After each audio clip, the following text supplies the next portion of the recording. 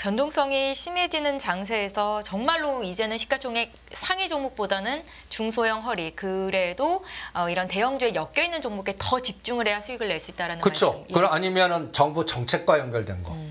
뭐 철도나 부산신항이거나 원전이거나 핵이거나 또 우크라이나 재건이거나 여러분들 그냥 SY 한 종목 갖고 팔았다 샀다 팔았다 샀다 다원시스 한 종목 갖고 팔았다 샀다 팔았다 샀다 변동이 큽니다. 이렇게 이런 종목들 지속적으로 떨어졌다가 한번 1, 2, 3로 급등해요.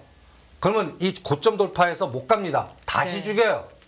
어떤 거는 원위치까지 와요. 이번에 5G가 그랬습니다. 그런 것들을 팔고 사고 하는 게 낫습니다. 그런데 거기에는 반드시 정부의 재정자금이 들어가거나 뭔가 정부가 방향성을 제시해 주거나 아니면은 대주주의 탐욕으로 거버넌스 게임이 있거나 주인이 있어야 돼요. 사모펀드나 이런 쪽에서 핸들링을 하거나. 그러니까 주인이 있어야 된다는 말은 수급이 따라준다는 얘기랑 일맥상통하는 거죠. 수급이 따라준다. 어떤 종목들은 거래량이 고갈돼요. 네. 10만 주, 100만 주도 거래 안 돼. 그런 것들은 거래 터진 다음에 한번 그런 종목들이 탕 튀죠. 네. 바로 죽어요. 그 대신 그런 거래가 한 번이라도 나와야 파동이 나옵니다. 그러니까 여러분들 지금 시장은 어떠한 정책 테마주들도 주인 찾기예요. 그러니까 쉽지가 않죠. 그 주인은 어떻게 찾아요? 정부 주도의 방향성. 오늘 푸른 기술이 상한가 쳤습니다. 어떤 이슈가 있었죠? 뭐 여러 가지 어떤 때는 철도로 가기도 하고 네. 오늘은 푸른 기술은 또 그 치아 관련된 수술용 로봇으로 가요. 일로 가기도 하고 절로 가기도 하고. 그런데 거래량이 전에 11,000원까지 갔다 7,000원까지 흔들거든요. 거래량이 들어와요. 그러면서 땡겨요. 그러면 이런 종목들이 몇 가지들이 있어요. 모빌리티 쪽에서 뭐 예를 들어서 띵크웨어나 유벨록스, 그 다음에 다원시스 이런 것들이 중소형 단에서 한 100개 정도를 샘플링 할 수가 있습니다. 그 중에서 100개 중에서 네. 거래 들어오는 게 10개도 잘 안 돼요. 그런 것들이 계속 돌아가면서 순환되는 장 같아요. 그러니까 그런 것들을 노리는 거고 길목 지키는 거고 그게 내게 언제 올라올지는 그건 시장만 압니다. 그러니까 수급 봐야 되고 위치 봐야 됩니다. 그리고 이런 것들이 갑자기 상한가 쳐요. 따라가시면 안 돼요. 상따 이게 청개구절 꼭지 잡는 거예요. 네. 그러니까 놓쳤으면 따라가지 마세요. 요게 간다면 다음 색깔은 어떤 게 갈까? 그걸 찾아내는 게 더 효과적일 것 같습니다. 정책 테마주 말씀하셨으니까 내년 4월 총선을 겨냥한 정책 테마주에 집중하자라는 전략을 말씀해주고 계신데 여기에 대해서 조금만 더 집중해서 들어볼까요? 이거는 이미 전번 시간에 얘기해 드렸습니다. 부산 네. 가덕도, 그 다음에 시각 사우디. 자체는 변함이 없으신 거고요. 예. 뭐 대한제강이라든지 특수건설이라든지 오늘 특수건설이 또 인천 지하에서 뭐 10조 공사. 그래서 오늘 거래가 들어왔습니다. 네. 오늘 거래가 들어왔다가 그대로 빠져요. 근데 어떻게 그게 해석해야 신호예요. 돼요? 아, 신호예요? 그게 신호, 그걸 노리라는 얘기예요. 잠잠하다가 네. 오늘 뉴스 딱 터졌죠. 거래량이 어마어마하게 터졌는데. 예. 근데 윗꼬리를 좀 길게 달았는데 위험한 상황은 아닌가요? 아니, 그럴 때 사란 얘기예요. 그 다음 파동이 더 큽니다. 네. 그러니까 이 재료로 뭐 특수건설 10조 금의 인천고속도로 건설, 지하 추진이에요. 실행이 아니라고요. 그러니까 주가는 어때요? 올려놓고 그대로죠. 근데 거래량이 금년 6월달 이후에 대량이에요. 그럼 저라면 오늘 이거 딱 보고 7,000원에 들어갑니다. 이런 종목들이 샘플링이에요. 그럼 이거 갈 때 같이 연동 작업을 합니다. 네. 지하할 때 얘만 가요? 토가지질 있죠. 또 시멘트 관련주 연결시키죠. 철강주 같이 연결시키죠. 우리 전번 시간에 했던 대한제강 또 연결시키죠. 이러면 또 거기에서 샘플링이 3개 내지 5개 되잖아요. 그거를 딱 클러스터 만들어 갖고 관찰 대상 놓고 거래 수급 9시에 시초가 어떻게 붙나? 요새는 9시에서 30분 안에 딱 들어올 때 벌써 치고 들어가야 돼요. 그런 연상작용과 연결 작업의 시장 조사에서 데이터 세팅을 딱 하고 준비 땅 해서 전략을 세워야 지금장을 접근할 수 있고 그렇지 못한 분들은 이게 왜 올라갔어? 이게 막 들여왔어요. 따라갔어. 걸려요. 그런 장이기 때문에 선수장이라고 생각하는 겁니다. 바이오주에 대한 코멘트 좀 들어볼게요. 한미사이언스, 차바이오텍 중심으로 전략을 좀 말씀해 주셨었는데 최근에 장이 좀 빠지면서 바이오주도 좀 흔들렸었거든요. 어떻게 좀 대응 전략이 바뀌는 게 있습니까? 아니요. 이게 보세요. 코덱스 바이오 ETF에서 증가하고 있는 게 한미약품 한미사이언스입니다. 얘가 올라오잖아요. 없다가 얘가 올라와요. 그런데 한미약품은 무거워요. 그래서 한미약품은 저는 박스 매매. 그리고 단가가 저는 한미사이언스. 그러니까 한미약품은 25만 원, 27만 원 매수라면 32만 원, 35만 원 매도입니다. 그냥 지그재그 파동으로만 유도할 것 같아요.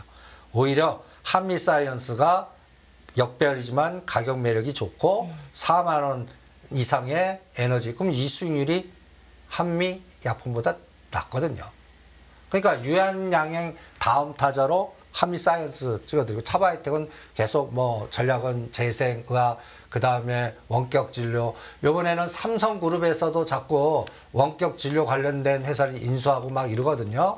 그런 것들의 확산 내년 4월 총선 이런 것들 보시면서 대응을 해보시죠. 그리고 요새 또 중저가 제약주에서는 전에 대화제약 움직였다 요새는 위더스제약 종목이 자꾸 돕니다. 네. 근데 위더스제약은 이제 6, 7천 원짜리가 지금 13,000원까지 갔다 꼬리 달렸거든요. 그러면 그런 것들은 벌써 바닥에서 따블 간 건 옆에서 보지 마세요. 그러면 위더스제약 다음에는 다음 타자는 뭘까? 이런 걸 찾아내는 훈련들. 과거의 스토리텔링을 찾아갖고 사모펀드나 뭔가 재료를 끌고 갈 수 있는 것들을 해야 됩니다. 근데 이제 전에 우리가 7, 8월 때 불치병 관련주는 하면 안 돼요. 왜요? 다 적자예요. 실적이. 예, 네. 다 연속 적자. 그러니까 펩트론, 인벤티질의 뭐 JK 뭐 이런 뷰노, 루닉 이거는 이제 실적이 노출되는 장 아닙니까? 그렇죠. 옆에도 가지 마세요. 박살 낼 겁니다. 그러니까 접근을 하더라도 3분기 실적 발표가 모두 마무리된 이후로 주가가 좀 조정이 나왔을 때 그쪽은 하지 마세요. 내년 4월까지. 이제는 이제 끝난 건가요? 예. 그냥 매출단 나오고 실적단 나온 중저가 구제약주들. 지금 그 바이오 ETF 구조도 자꾸 바뀌어요. 점점 구제약주로 이동되는 것 같습니다. 네. 그냥 적자 기업 연송의 미래 꿈 갖고 떠든 거는 이제 점점 빼더라고요. 그러니까 그거는 안 하시는 게 낫다라는 생각이 듭니다. 그거는 이 데이터 갖고 보면 될 겁니다. 벌써 뷰노가 50% 반토막씩 나잖아요. 네. 이 마탱이 가는 겁니다. 그리고 이 정도 루닛이 이 정도 빠졌으면 됐지. 저는 아직도 반에 반토막 될 것 같아요. 5자 볼 이 것 같아요. 자리에서도 더 밑으로 열려 있다는 저는 말씀이세요? 루닛 같은 경우는 5자 보면 합니다. 5만 원에서 7만 원. 뭐 이러면 또 난리 나겠지만 제가 그 15만 원대 깎아 5자 보면 한다듯이 이쪽은 지금 뭐 조단위 매출 꿈을 얼마나 심어줬습니까? 근데 매출단 우리가 전에 봤지 않습니까? 300억, 500억 적자. 분기 실적 2번 보죠. 2번 확인하자고요. 그럼 6개월 동안 옆에서 그러면서 진짜 매출이 일어나나? 뭐 해외에서 뭐 진짜 뭐 사주나? 그때도 대규모 적자 연속 터져봐요. 그러면 그때 이제 이 민낯이 드러난다고요. 그런 것들을 우리가 수없이 학습했거든요. 과거 시젠에서도 그랬고 뭐 이런 것들이 이제 이번에 인공지능 로봇이나 AI나 그 인공지능 수술 뭐 이렇게 해서 그동안 AI 관련된 것들이 너무 급등하지 않습니까? 이게 실제 실적 뒷받침이 되지 않는 한 옆에도 가지 마세요. 종목 바꿔. 오히려 한미사이언스든 매출이 1조 늘어가는 차바이오텍이든 뭔가 실적단이 나오는 거 네. 그런 거를 집중해 드리고 싶습니다. 잘 알겠습니다, 대표님. 이번에는요, 저희 IPO 공개가 됐던 기업들의 주가 흐름을 좀 보고 싶은데 두산 로보틱스 상장 이후로 급락이 나왔다라고 표현을 해도 될까요? 예, 전략 좀 급락했죠. 어떻습니까? 이거는 이제 3자도 보나 이게 이제 네. 시가가 67,800원입니다. 우리 이 그림을 그렸거든요. 공모가는 안 뺐거든요. 근데 26,000원에 더블이 52,000원. 이거에 또 따따블이 78,000원인데 실제 주가는 67,800원, 67,800원 찍고 46,000원까지 급락을 했습니다. 이거 데드 잡으셔야 돼요. 얼마를요? 45,000원. 45,000원 깨면 다음은 저는 32,000원과 35,000원에 사겠습니다. 끊고 사고 끊고 사고. 근데 이걸 안 깨요. 그러면 6만 원과 7만 원 사이에서 팔겠습니다. 그럴 때 요게 6만 원과 7만 원 가면 그때 두산이 지금 8자를 받지 않습니까? 네. 두산을 더 삽니다. 그래서 12만 원대 같이 파는 에너지가 나오나. 그러려면 삼성전자가 같이 가져야 됩니다. 그리고 로봇주 중에 저는 또 거기서 끌개가 하나 나와야 돼요. 무슨 끌개가 나와야 되냐면 네. 저는 보스턴 다이나믹스 끌개. 전에도 한번 나스닥 상장 그 풋옵션 조항에 대해서 설명하지 않았습니까? 그래서 내년 상장 가능성을 예. 말씀하셨죠. 그러니까 그게 분위기를 또 잡아줘야 돼요.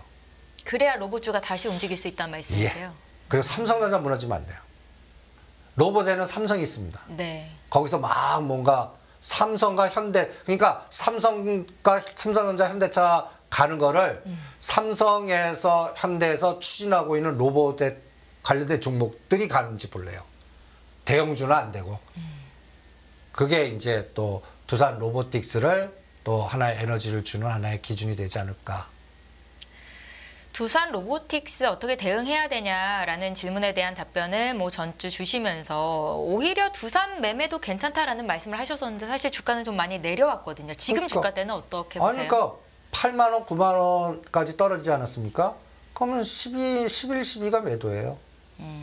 9만 원을 안 깼다 그러면 13, 15가 매도인데 네. 지금 이 두산 로보틱스도 5만 원에서 이게 저거하고 비슷해요.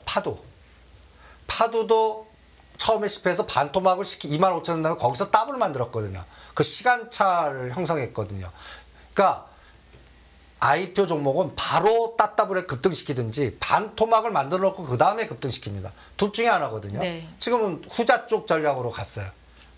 왜? 시장이 공포 마케팅에 삼성전자 죽였고 뭐 심리작이었으니까 후퇴한 것 같아요. 그러니까 시점이 좀 좋지 못했네요. 예, 상장 시점이 시장 조성도 안 되고 그러니까 시간차를 두고서 다음 때가 올 때 작업을 할 것 같습니다. 파두는 계속해서 앞으로 좀 오를 만한 종목으로 언급을 하시잖아요. 지금 자리는 어때요? 파두는? 3만 5천 원, 4만 5천 원 그냥 박스 전략을 세워드리지 않습니까? 그리고 삼성전자가 7만 5천 원이 저항이 아니라 지지가 되면 그 다음이 크게 봅니다. 네. 오히려 그쪽은 AD 테크놀로지나 하나마이크론이나 SFA 반도체를 더 좋게 봅니다. 삼성 쪽에서 지원해갖고 뭔가 키워서 같이 밸류체인의 업체를 먼저 우선순위로 보겠습니다. 그러니까 지금 이런 상상합니다. 갯벌에 네. 다 2,000개 종목들이 다 박혀 있는 거예요. 대표님, 강의에 집중을 하면 할수록 종목 선택에 더욱 힘들다라고 댓글이 달리네요. 그렇죠. 이런 그러니까 여기서 선택을 하셔야 됩니다. 나는 IT 쪽에서만. 그럼 다른 거 쳐다보시면 안 돼요. 나는 다윈시스나 이런 거면 그 싸움만 하시라는 얘기예요. 제가 그래서 그러니까 이 종목 저 종목 여러분들 들으면 이 종목 저 종목에서 다 좋아 보여요. 제가 전략을 얘기해 드리잖아요. 그 전략에 나오는 종목이 한두 개잖아요. 그것만 집중하라는 얘기예요. 전체 포트의 70%는 그 두 종목 갖고 싸우시라는 얘기예요. 이것저것 까지 말라는 얘기예요. 근데 제가 전체 투자자들한테 얘기하는 거 아닙니까? 한두 개만 얘기해 보세요. 큰일 납니다. 그러니까 요쪽 섹터에서 한두 개, 요쪽 섹터에서 한두 개. 거기에서 어느 게 먼저 올지는 그건 시장만 합니다. 네. 그러니까 이 선택 부분을 그거는 여러분들 역입니다. 제 역할로 하지 마십시오. 전쟁터 가갖고 총알이 어디 방향에 나오는데 뒤에 돌아오고 소대장 이거 어떻게 하게 이러면 하지 마세요. 본인이 스스로 판단해서 이게 지금 공격이 세니까 잠깐 쉬고 이쪽으로 이런 판단들을 하실 수 있으셔야 돼요. 대신 그 물질기만 얘기하는 거예요. 지금 다 처박혀 있는 것들 중에 물이 들어왔는데 10조 이상 물이 들어오면 다 배가 떠요. 물길 따라만 들어오는 겁니다. 네. 근데 그 물길이 대형주를 못 올려요. 중소형단만 올려요. 그리고 물길도 그 민물과 썸물 될 때마다 계속 바뀌어요. 이런 장을 얘기해 드리는 겁니다. 지금. 쉽겠습니까? 어렵죠. 그러면 종목을 분산해야 되겠습니까? 집중해야겠죠. 당연히 집중해야죠. 그러니까 거버넌스에 예를 들어서 나는 현대 글로비스에만 집중하는 것도 하나의 전략. 나는 다원시스나 우크라이나 재건 관련주에서 한두 개 선택해가고 그것만 집중하는 전략. 이렇게 선택을 하셔야 되는 장입니다. 지금. 전체 가는 장 아닙니다. 네. 알겠습니다, 대표님. 저희 이제 한 주 뒤에 또 찾아뵙게 될 텐데 마지막으로 우리 한 주 동안 또 전사로서 시장에 임해야 되는 시청자분들을 위해서 조언하면서 마무리를 해보자 합니다. 아직까지 네. 바닥은 안 들어왔습니다. 오늘 파생 보니까. 아직도 하방인가요? 아니요, 그냥 박스. 위기는 넘겼어요. 네. 이제 305나 310까지 빠질까 걱정했는데 2350이나 2300. 근데 그건 넘겼어요. 네. 이번에 329 쌍봉을 보는 바람에. 네. 그러면 325 이게 이제 시장의 중심값 얘기하는 겁니다. 325만 지지해 주면 이 장은 2400, 2500에서 11월 1일 금리 동결될 때까지 그냥 순환장은 나옵니다. 그러니까 거기서 종목 찾기는 계속된다는 얘기죠. 근데 기반이 무너져요. 후퇴했다가요. 그럼 급등한 종목 또 그대로 흔들었다 가버립니다. 네. 그러니까 325, 2400은 절대 붕괴하면 안 되는 선. 아까 얘기한 대로 다시 10년짜리 국채 금리는 치고 나가면 안 돼요. 4.7 치고 나가면 안 돼요. 이제 4.5를 깨야 됩니다. 네. 그건 내일 CPI 갖고 4.5 깨라. 이렇게 오늘은 그냥 야간 소음을 보니까 326.5, 328.5에서 하루 종 밤새껏 갇혀 있을 것 같네요. 네, 잘 네. 알겠습니다. 오늘 여기까지 듣도록 하겠고요. 지금까지 다인경제 이순조 대표와 함께했습니다. 잘 들었습니다. 네, 수고하십시오.